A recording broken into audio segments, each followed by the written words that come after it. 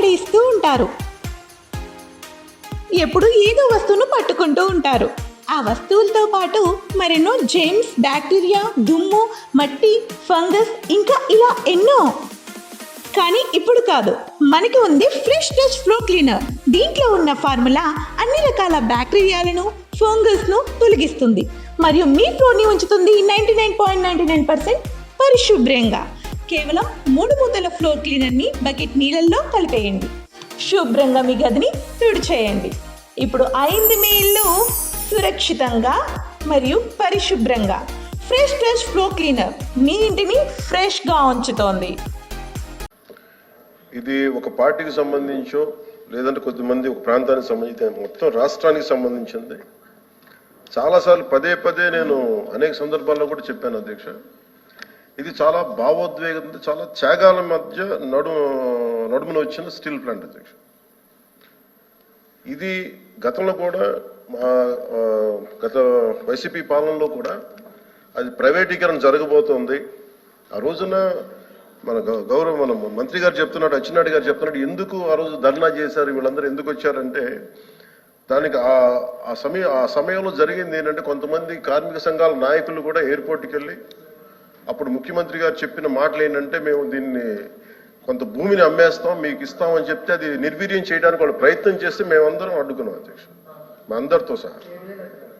ఇది మొన్న కూడా కార్మిక సంఘాల నాయకులతో కూర్చున్నప్పుడు ఇదే నివేదిక ఇదే అభ్యర్థన ఇచ్చారు. ఇది ప్రైవేటీకరణ చేయకూడదంటే మీరు ఎంత కమిటెడ్గా ఉన్నారో మేము అంతే కమిటెడ్గా ఉన్నాం. 2021 ఫిబ్రవరిలో మేము అమిత్ షా గారిని కలిసాం అధ్యక్ష, హోంమంత్రి అమిత్ షా గారిని కలిసి వారికి నేను ఇచ్చింది కూడా ఏంటంటే ఇది మాకు చాలా భావోద్వేగాలతో కూడింది, చాలా త్యాగాలతో కూడింది, దయచేసి దీన్ని ఎట్టి పరిస్థితుల్లో ప్రైవేటీకరణ చేయకండి అని చెప్పాం అధ్యక్ష.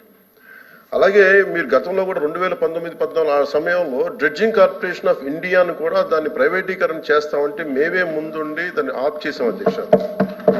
ఇది మేమేమనుకున్న పబ్లిక్ సెక్టార్ యూనిట్స్ లాభసాటిగా ఉన్నాయి, లాభాల దిశగా నడుస్తున్నాయి, కొద్దిపాటి నష్టాల దిశగా నడుస్తున్నాయి, వాటిని ముందుకు తీసుకెళ్లాలి, ప్రభుత్వాలు పిఎస్యూస్ నడవాలనేది మా ఆకాంక్ష మా అందరిది.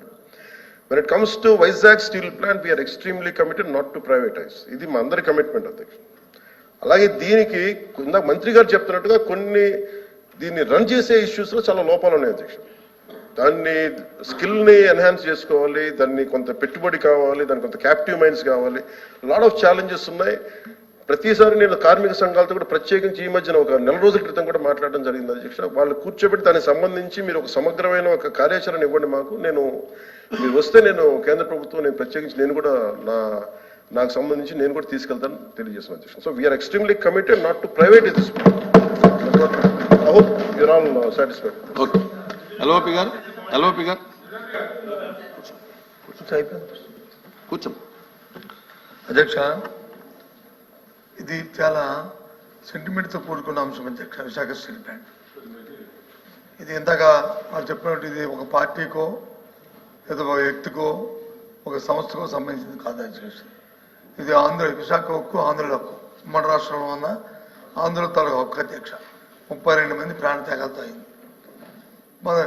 ఇందాక మంత్రులు మాట్లాడుతున్నప్పుడు 1-2 విషయాలని వాళ్ళు చెప్పడం జరిగింది. భూములు అమ్మేస్తున్నారు, అప్పుడు ముఖ్యమంత్రి గారు తీసేద్దారు. దానికి కావాల్సిన నిధులు సేకరించుకోవడానికి ఆ రోజు చెప్తున్న ప్రయత్నం అధ్యక్ష. ఈ 6 నెలల కాలంలో విశాఖ స్టీల్ ప్లాంట్ భూముల్ని 2 దఫాలుగా ఉన్న కొన్ని పీసుల్ని ఇప్పటికే ఆప్షన్లోకి నోటిఫికేషన్ ఇచ్చిన సందర్భాన్ని కూడా ఒకసారి గుర్తు చేస్తాను అధ్యక్ష. దాన్ని మేము వ్యతిరేకించమా? ఇది కాదు, ఇది డే టు డే యాక్టివిటీలో భాగం అధ్యక్ష. ఆ సందర్భంలో మాట్లాడిన దాన్ని రాజకీయాల్లో కూర్చోపించడం కరెక్ట్ కాదు అధ్యక్ష.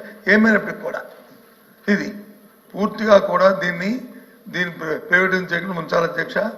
ఆ రోజు స్వయాన ప్రధానమంత్రి గారు విశాఖపట్నం సభకు వచ్చినప్పుడు సాక్షాత్తు ఆనాటి ముఖ్యమంత్రి జగన్మోహన్ రెడ్డి గారు మొత్తం సభా సాక్షిగా లక్షలాది మంది ప్రజలు ఉంటుండగా ఆ రోజు విశాఖపట్నం స్టీల్ ప్లాంట్ ప్రైవేటీకరణ చేయడం వీలు లేదు, మేము అర్థిస్తున్నాము, ఇది మా తాలూకా, ఇది మా సెంటిమెంట్ అని చెప్పి ఆ రోజు ముఖ్యమంత్రి గారి సందర్భాలు కూడా ఒకసారి జ్ఞాపకం చేస్తాను అధ్యక్ష. ఎందుకంటే ఇది అన్ని పార్టీల తాలూకు కమిట్మెంట్ వాళ్ళు తప్ప ఇది ఏ ఒక్కరితోనో అవుతుంది అనుకుంటే మాత్రం పొరపాటు అధ్యక్ష. ఏదైతే రాష్ట్రంలో దేశంలో ఉన్న మిగతా రాష్ట్రాల్లో జరుగుతున్న అంశాలు ఉన్నాయో ఆ ప్రకారమే దీన్ని కూడా అందరం సమస్యగా దీన్ని కాపాడుకోవడం బాధ్యత ఉంది. పూర్తిగా మా తరఫున, మా పార్టీ తరఫున, మా బాధ్యతగా ఈ హక్కుని ఏదైతే విశాఖపట్నం స్టీల్ ప్లాంట్ అనేదాన్ని ఏదో ఉందో దాన్ని చేస్తే మాత్రం నేను దాన్ని పోరాడతాం అధ్యక్ష, దాన్ని కాపాడడం ప్రయత్నిస్తాం అధ్యక్ష. ఏదైతే ఇప్పుడు గౌరవ సభ్యులు చెప్పారో కుటుంబంలో నాయకులు అచ్చెన్నాయుడు గారు కానీ లేదా పవన్ కళ్యాణ్ గారు చెప్పారు, ఆ మాట మీద కట్టుబడి ఉండి ఈ దీన్ని ప్రైవేటీకరణ చేయాలనేది మా తాలూకా డిమాండ్ ఎక్సర్సైజ్ చేయాలని కోరుతున్నాం అధ్యక్ష. ఇంకా లేదండి, ఇంకా అయిపోయింది. కూర్చోండి, అయిపోయింది. Question number 13634 minister for revenue reply చెప్తారా సార్? ప్రతిపక్ష నాయకులు బొత్స గారు అడిగిన దానికి సార్, ఆ రోజున కూడా మేము అడిగింది ఏంటంటే ఆల్ పార్టీ డెలిగేషన్ తీసుకెళ్ళండి అని మేము అభ్యర్థించాం sir. They have taken any initiative even then. We are real. ఆ రోజు నుంచి కూడా ఈ రోజు మేము ఒకటే కమిట్మెంట్తో మాట్లాడుతున్నాం, కానీ ఆ రోజున మేము అభ్యర్థించాం అధ్యక్ష, ఆల్ పార్టీ మీరు చేయండి, మేము తీసుకెళ్తాం, మేము అందరం వస్తామని మాట్లాడాం. Maybe they didn't consider it sir అధ్యక్ష. So you want to bring it to that. ఇంకా పెంచొద్దు, ఇంకా చేయకపోతే అది రికార్డ్స్ లో ఉంటుంది అధ్యక్ష.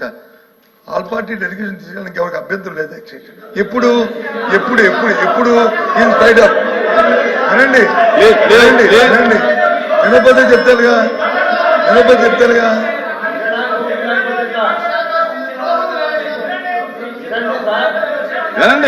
వినండి, దయచేసి వినండి.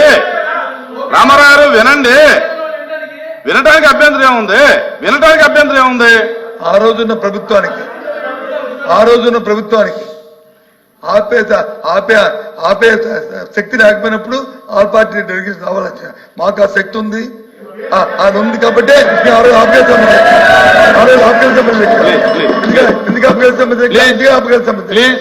ఇవాళ దయచేసి అది చేయమని చెప్పి రిక్వెస్ట్ చేస్తున్నాను. కూర్చోండి. సరే, అచ్చెన్నాయుడు గారికి పెంచకండి. కూర్చోమ్మా.